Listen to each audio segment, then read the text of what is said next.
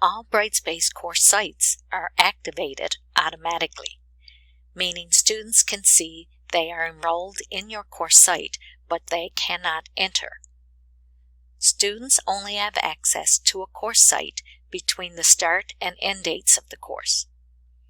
These dates are added automatically based on the dates entered in the Banner registration system.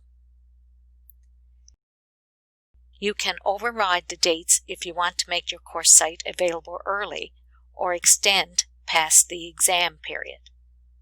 For example, you may want students to become familiar with the course before the first day of classes, or extend past the exam period if students are studying for deferred exams.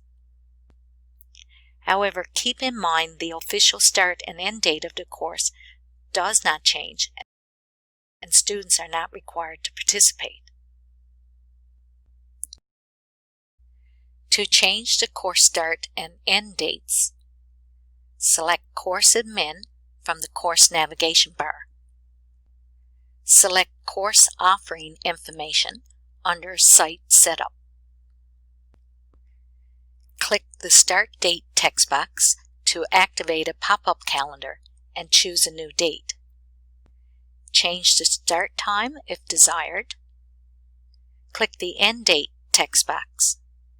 Choose a new date and change the end time if desired. Then select Save.